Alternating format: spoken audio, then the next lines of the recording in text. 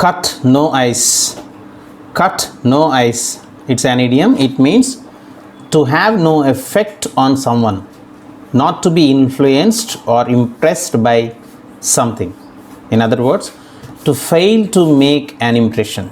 So if you're trying to impress somebody, if that person is not impressed by your voice or words, so you cut no ice with that person.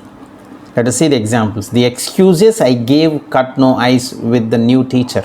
New teacher came, I came late and I gave so many excuses, but the teacher was not convinced by my excuses. So the excuses I gave cut no ice.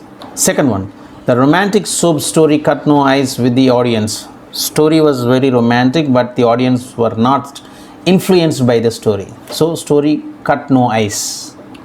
Third one, I have heard her excuses and they cut no ice with me.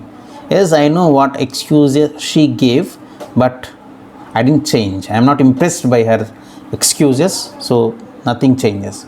They cut no ice with me. Fourth one, his opinion cuts no ice with me.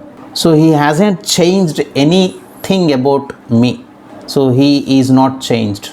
He has the same opinion about me, so his opinion cuts no ice with me. Fifth one, I am sorry, but that ridiculous rational cut no ice with me and will not change my mind. I am not going to change my mind according to that person. I am so sorry. So when we see the origin of this idiom, cut no ice, in the olden days, when the river or sea froze, sailors used to get off the ship to break the ice that was blocking their passage.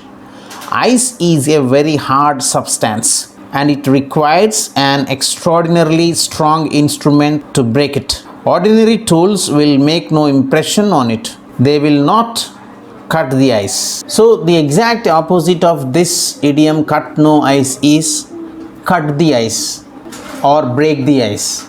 Cut no ice means to have no effect on someone.